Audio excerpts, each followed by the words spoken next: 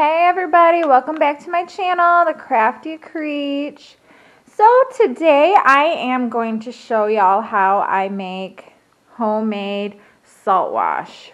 So these are some of my products I'm using. I have some paint that I mixed up here, and I just take my leftover paint and I throw them all like in a container and I mix them up, and sometimes I'll add extra colors to maybe make it lighter or darker, or more green or more blue or whatever I kind of want.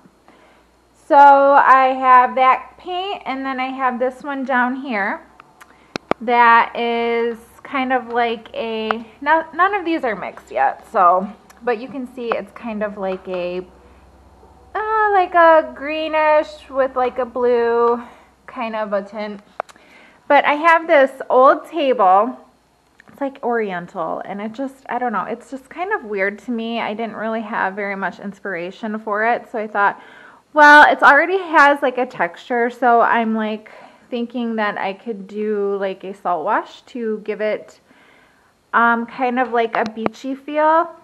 So these are some of the products I'm using. I don't know if I'm going to use all of them, or if I'm going to add more, or if I'm going to change my mind. I just don't know. But I guess the main things that we are going to need is plaster of Paris. And I have this sea salt grinder. I picked this up at, I think it was Dollar General, and it was $1.50 for this container. There's like half in there. I'll probably use most of that, I'm thinking. So we need the plaster of Paris. We need this sea salt. You need at least 2 different colors of paint when you're doing a salt wash finish, because we're going to need to layer the paint. And I want to go for kind of like a, I don't know, like a mermaid, beachy type theme. So I'm thinking like scales or something on the top. I don't know yet. I'm not sure. And I have this metallic accents paint too. I might use that. And primer. The first thing I'm going to do is I'm going to prime this whole thing. That'll be what I need to start with. It's not necessary, but I sanded this all down already. But as you can see, I did miss a lot of spots because it was really just hard to get into. I did go in and hand sand a lot of that too, but I'm going to go ahead and prime it, make sure everything sticks good. I have a lot of mist-tint paint, so I'm super sorry guys if I can't show you exactly what paint color I used, but this is what I'm planning on using for the very top. It's like or my last coat I should say, it's like a, I don't know, like a light gray color, but I'm just kind of going with greens. Got like this pretty peacock or emeraldy kind of green, and like a medium green, and like a blue green, like a more lighter color, and then the gray. So I could change my mind. I don't know yet. Just have to wait and see where this all takes me and how I feel about how everything looks together. Okay, so stay tuned. I just slapped the primer on. That is totally fine. I was not trying to be careful. It's really not going to matter in the long run because we're going with a textured finish anyways. That's kind of the whole point of the salt wash. So I just slapped it on. I made sure I got everywhere in the corners and stuff like that. So where I couldn't get my sander to sand off the paint in the old finish, I made sure I covered that really well. Okay, so my primer is all dry and it's been like overnight now. I'm going to put my first coat of paint on, and I'm using this green color. And make sure you use a brush that you don't care about, because we're going to end up ruining it here in the long run using the salt wash. So I'm just going to kind of, this is just regular old paint. This is a mixed tint. I didn't mix this yet with my salt wash. But I'm just going to sit here and I'm just going to kind of dab this paint on. And just to give it some texture. And I don't really have any specific way I put it on. I just kind of dab it. So when we do put the salt wash on, it has a little bit of extra texture. The salt wash will be our textured paint, but this just adds a little bit extra. I wonder if they can even hear me talking. It's still going. Can we stop it? I'll have to look them out.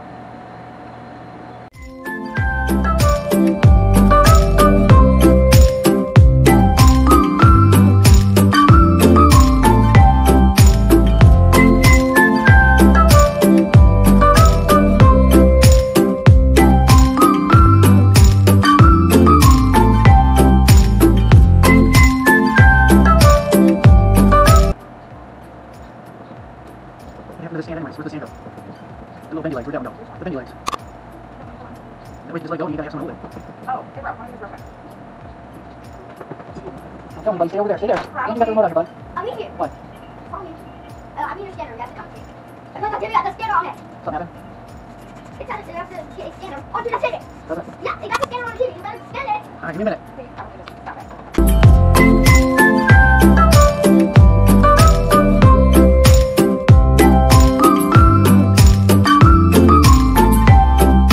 Okay, so this coat of paint is dry. Mostly there's a couple of spots that are still kind of tacky, but that's fine. It's not going to matter. So I'm going to mix my salt paint. And just remember that once you mix your paint, if you're not going to use it, it's done. You can't use it again. It's going to basically be ruined. So I'm just using a tiny bit. As you can see, I don't have very much left in this can. But my piece is small enough so I don't really need a lot, and I'm not going to be going crazy with the salt wash. You do want to make sure that you do have enough if you're doing a larger project. So if you're doing like a custom color like I am doing, make sure that you have enough paint, because you know it's going to be hard to go back and mix a new color to try and make it to match your previous color if you were to run out. So I have some water here, and I have my salt, and I don't measure anything. I pretty much eyeball everything. But a good way to refer back to it is if you want it to be more textured, use more salt. If you want it to be less textured, use less salt. So I have about, I don't know, maybe 3 tablespoons here. And I'm just going to go ahead and pour about half of that in for now. And I'm going to use my plaster of Paris, same thing. I don't measure anything. I just kind of eyeball all of it. I'm just going to pour a little bit in there too. I don't know, probably, it looks like it might be maybe like two tablespoons, and that might be too much, but it'll be fine. And then I add a little bit of water. Then I'm just going to mix it and stir it. Okay, so it's not textured enough for me, so I'm going to go ahead and add the rest of the salt.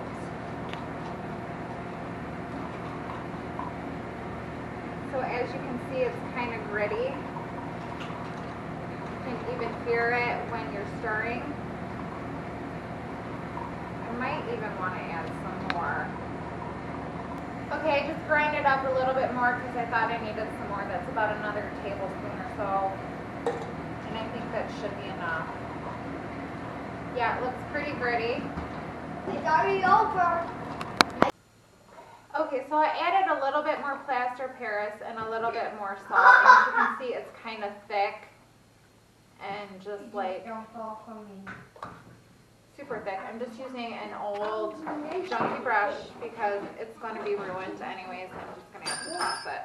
So I'm taking it and I'm just dabbing. I'm just going to dab everywhere.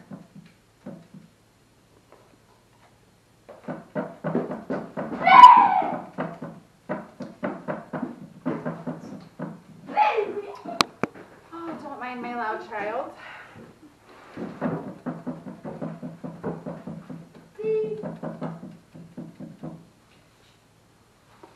Daddy, can you come upstairs with me? Just gonna dab like that.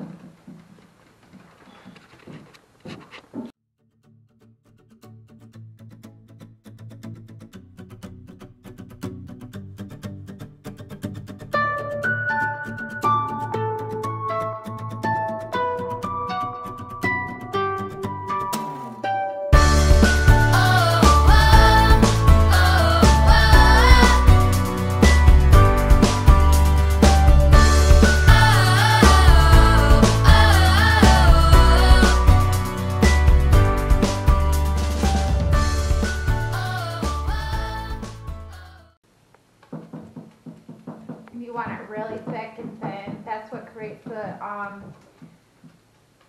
textured look. And we're still going to do at least one more coat of paint over top of this in a different color. So when everything's dry, we can go back and sand it. And once we sand all of this, the higher areas will show the darker color and the lower areas will show the lighter colors.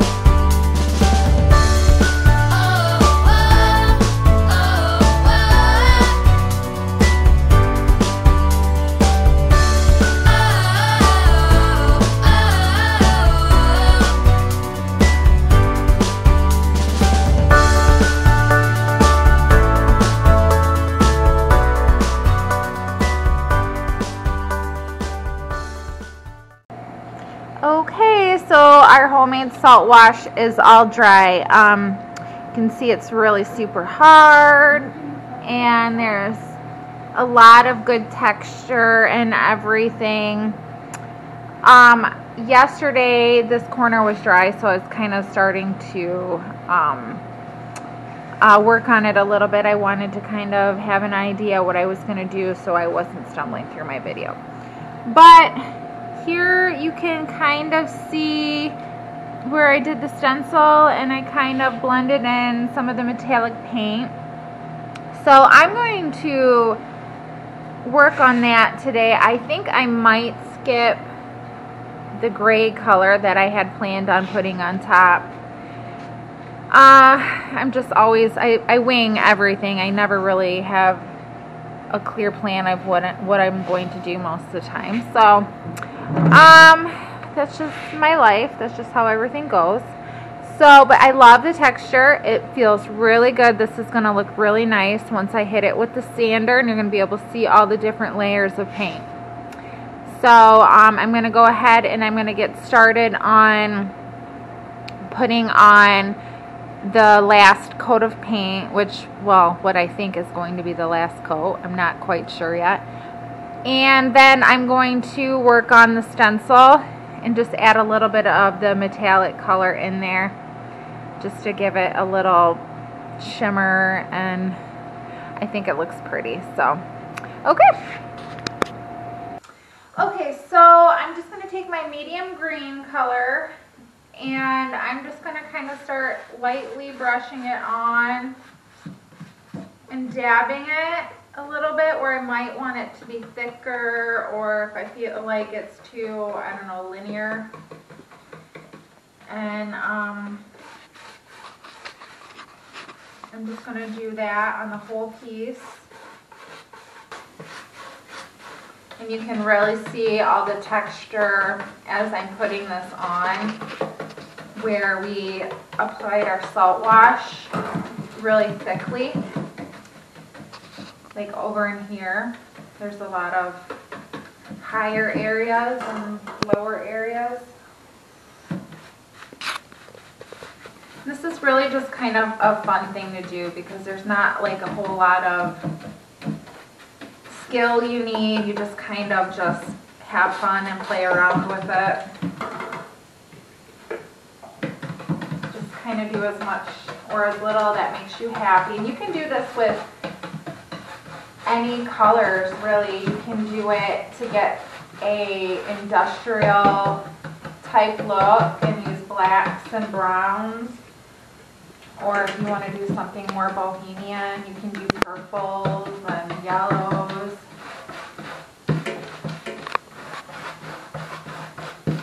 I'm just going to keep on doing this over the whole piece.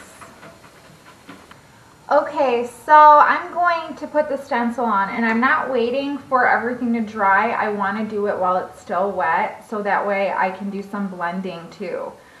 I'm using a sponge. This had a stick on it, but it fell off. So, but it's alright. I'm not, as you can tell, I'm not afraid of getting dirty.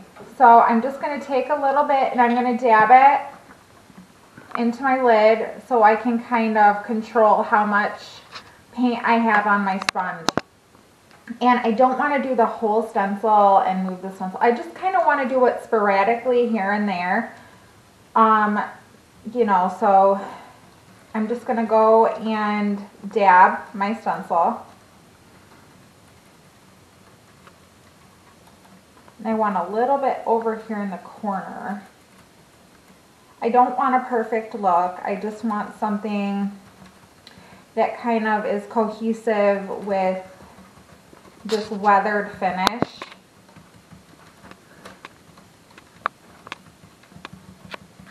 So I'm not looking for something perfect. I'm just looking for something to just give it some, a little bit more interest. And I love this metallic paint. It's so pretty in the sun. It shimmers and it's like one of my favorite things to use. Okay, and like I said, it doesn't matter if it's perfect or not. I'm just going to kind of take my finger and rub it in. Spots that might be a little bit heavier.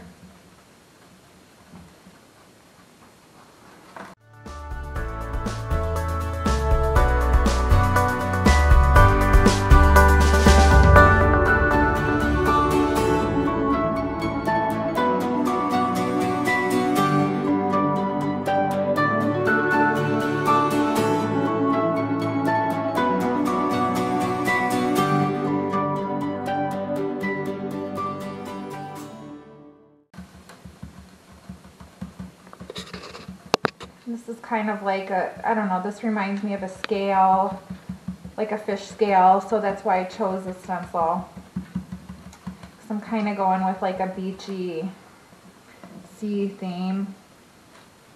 I'm just going to take my finger and just kind of blend it in.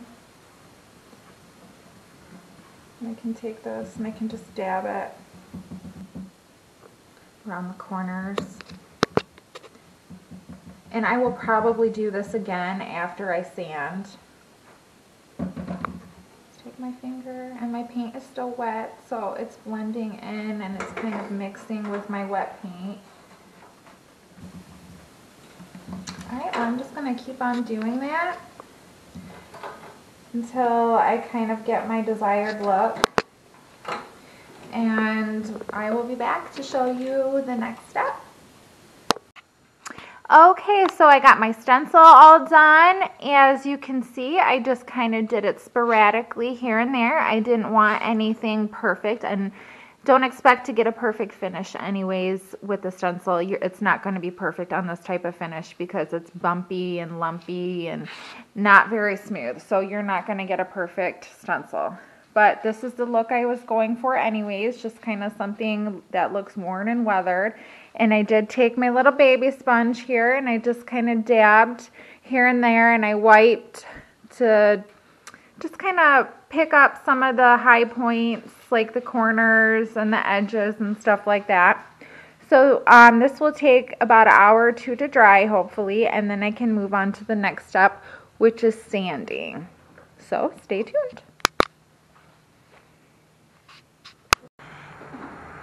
Okay, so I got this outside. It's all dry, and I've started sanding. My husband is going to come out here in a minute and record for me, but I started here, and you can see where it's knocked it down, and you can see like just different layers of paint. It's like super cool looking. I love it. There's, you know, the light green, and there's even some of the primer showing through, which is totally fine.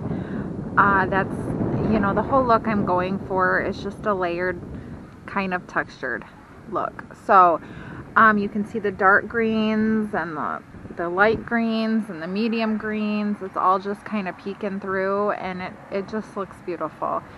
And it's much smoother now too. As you can see right here, it's kind of coarse, but like after sanding it, it's so much smoother. Okay, so I'm using my orbital sander, and I'm just grabbing like a finer grit sandpaper. I think this is a 320, and I moved over here into the shade, so it's super bright today. So 320, and if you have a orbital sander that has speed control, I recommend doing like a 3, so it's not going super fast and taking off too much finish. If you need to speed it up or slow it down, you're able to do that, which makes it nice.